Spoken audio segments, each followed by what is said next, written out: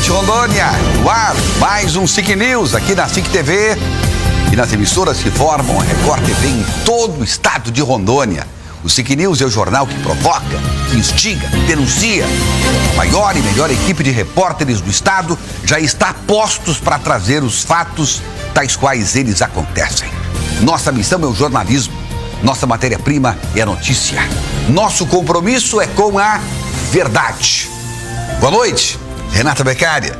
Boa noite, Everton. Boa noite a você que nos acompanha de todo o estado de Rondônia nesta noite de sexta-feira. Que tal você participar conosco através das nossas redes sociais? A nossa fanpage SIC News está no Facebook, onde você pode deixar o seu recadinho. Estamos aguardando o seu recado. Uns já chegaram e vão chegar mais.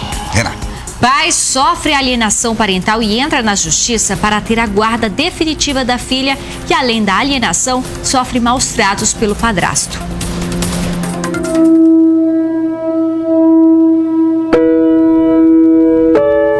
Final de semana, você quer ficar com ela no final de semana? Não, nem um dia, nem uma hora, nada. Não tem, não quero nem saber, eu não quero saber. Não quero saber, eu vou parar de falar com você, tchau. Mãe, Era o seu pai, eu não quero saber de você falando dele, tá? Ele não presta, ele é um canalha, ele é um babaca, ele não presta. Não quero saber de você falando dele aqui. Ele não quer ficar com você, ele não gosta de você.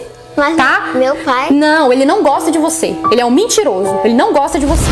O que acontece nesses casos de alienação parental? A criança, ela é programada, é exatamente isso. Ela é programada para odiar o outro genitor, que geralmente é o pai, uma vez que a alienação parental acontece no ambiente materno, que é quem geralmente fica com a criança, né? O que acontece? Essa criança, ela é educada a odiar. Então, todos os jogos, todas as falas, todas as orientações dessa criança em relação a outro genitor vão ser depreciativas, vão ser distorcidas, vão ser odiosas em relação a outro genitor, instalando o sentimento de abandono, de rejeição, de que não foi amado, que o outro foi embora. Esse pai de uma menina de 4 anos que não quer se identificar se diz vítima da síndrome parental. E ele mandava a criança me destratar, me ofender e dar as costas. Era uma coleção de brinquedos que eu nunca entreguei, de presentes que eu não entreguei, de passeios que eu não realizei, por situação mal elaborada por parte da mulher. Que ela te atinge onde mais lhe dói, como se tivesse o direito de te atingir. Depois da separação, além de lutar para poder ver a filha, ele enfrenta uma verdadeira batalha judicial. Eu quero mudar a criança de horário na escola. Outro processo. Você quis pegar sábado, mas não concordo mais que seja sábado, quer que só pegue domingo. Era outro processo. Para gerar transtorno, dificuldade, ônus, você gasta com advogado, gasta com tudo. E como eu te falei, eu acho absurdo, a pessoa chega lá, ela fala o que bem entende, o que bem acha e está aberto o processo. Para te prejudicar, ela sempre usou a criança? Sempre. E está aberto o processo. Aí eu que tenho que provar que o que ela disse é mentira. Mas como que lei é essa? Então que por tabela, por ser pai, eu já estou errado. E o que é pior, segundo ele, é que o atual companheiro da ex-mulher maltrata a filha, ao ponto de abusar da criança. A criança, pelo diagnóstico, ela foi exposta a maus tratos, foi exposta a situações sexuais inadequadas. Claro que se você vai atrás, vai nos órgãos, isso incomoda as outras pessoas envolvidas, né? E situações assim, a própria testemunha é a vítima, né? O que você vai fazer? Se a testemunha e a vítima está ali com você, você vai ameaçar para ela não falar nada? Você vai coagir? A criança pequena, que é uma criança que tem medo, você vai coagir e ela não fala. Ela fala com medo e ela relaciona ele à figura do bicho-papão.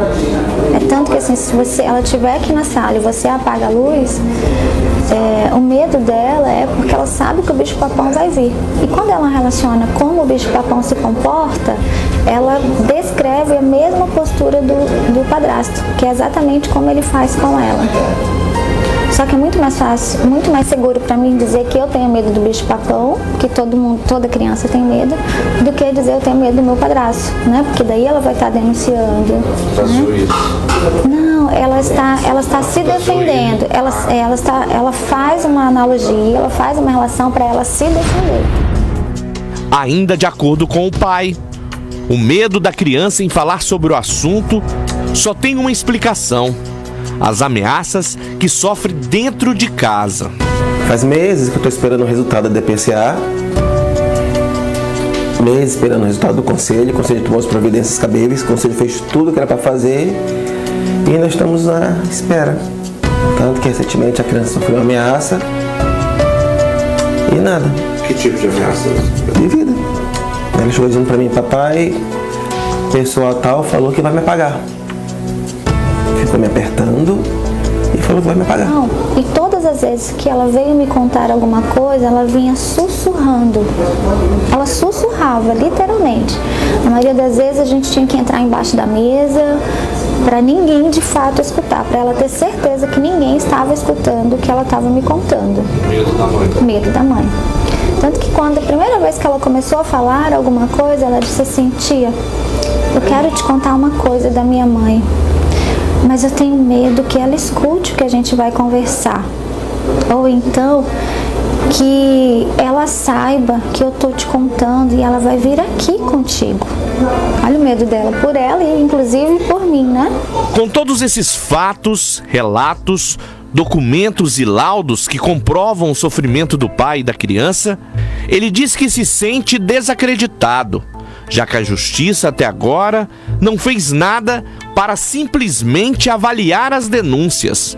Cansado, cara, de fazer romaria em delegacia, fazer romaria em conselho, fazer romaria em MP, para ver uma providência. São meses, romaria, pra lá, pra cá, vai, vê, conversa, toma muita porta na cara. A justiça é lenta. A justiça é lenta e é sexista. Não acredita na palavra do homem. Falo não só por minha experiência, mas de pessoas que eu conheço, de situações que eu vi. A justiça, ela tende a ser sim, sexista. A gente até pondera, porque tipo, você vai lá nas instituições, o que te atende? É um monte de mulher. Por tabela, querendo ou não, instintivamente, já pende. A prova maior é essa. A maioria das vítimas de alienação parental acaba sendo os pais, já que quando há separação, a guarda da criança acaba ficando com as mães. E em 70% dos casos, há de fato a comprovação da alienação. Mas lembrando que o alienador pode ser também um outro parente, pode ser um avô, pode ser uma avó, pode ser um tio, né? Pode ser alguém que tenha responsabilidade sobre a criança. O que se tem de prevalência maior é que acontece no ambiente materno, né? Até porque as relações ainda findam por que a mãe fique como cuidadora da criança, dos filhos, né? Para esse defensor público, quando há provas consistentes e que de fato comprovem que há a chamada alienação parental, o processo acaba sendo prioridade. A própria lei manda que, havendo indício de alienação parental, a tramitação tem que ser prioritária.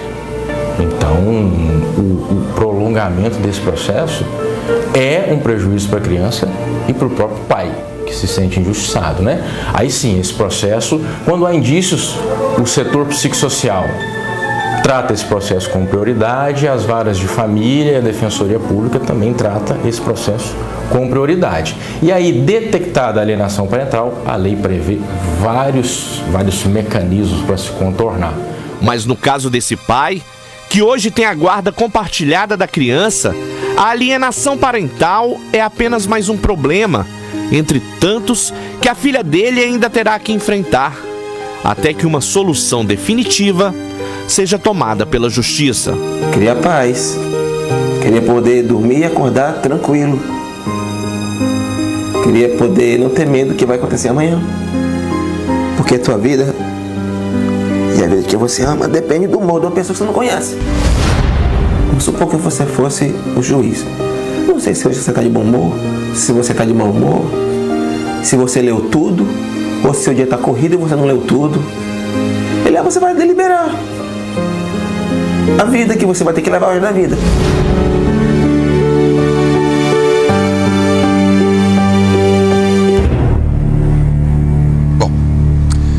Primeiramente, mais uma vez, parabéns à nossa equipe, a equipe de Eduardo Copanax, por ter entregue para nós essa matéria.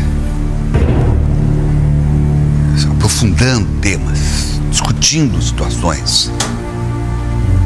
Eu não preciso me alongar muito nesse tema, porque a doutora Elisete Gonçalves, psicóloga, ela, como especialista que é, ela foi muito didática e nos ensinou como é que as coisas funcionam. E a gente se preocupa muito com isso porque, lamentavelmente, nós temos aí uma justiça lenta e que, quando ela demora, eu não sei se ela consegue lá no final ser justa. Porque o prejuízo, com o tempo, ele se instala e ele se avoluma. Imagine as sequelas que essa menininha vai ter pro resto da vida.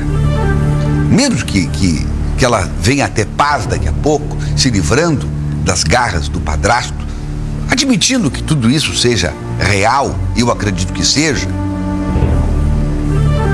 ela sempre vai carregar com ela essas marcas, e que o acompanhamento de profissionais será fundamental para ela poder ter uma vida quase que perto do normal, porque jamais isso vai sair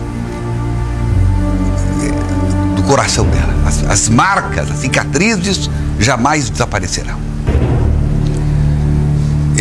Você que é pai, você que é mãe, você que é avô, que é avó, e que não vive isso na sua família, graças a Deus,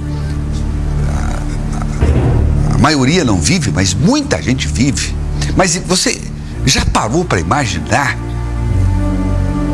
a sensação de impotência desse pai, sabendo que a sua filhinha, o seu tesouro, certamente aquela pessoinha que ele mais ama na face da terra, em algum momento daquela semana ela pode estar sendo molestada pelo próprio padrasto, e ela lá sem condições de reagir, até pela sua santa inocência. É terrível isso. Imagino a dor desse jovem, que é um jovem ainda, imagino. Agora, as autoridades precisam rever muita coisa. Quando ele fala que é sexista sim. O princípio é a mulher. E mesmo que se tenha alguns indícios, como tem nesse caso aqui, em outro, a coisa se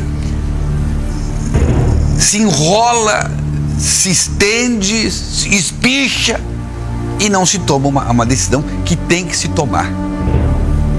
Lamentavelmente. Tivemos o caso da avó que fez a denúncia acusando a própria filha e o genro, a filha de fechar os olhos, de permitir, e o genro, que é o padrasto da garotinha, da netinha dela. Vocês viram sexta-feira passada, lembram muito bem, a avó denunciou também sevícias do padrasto contra a netinha.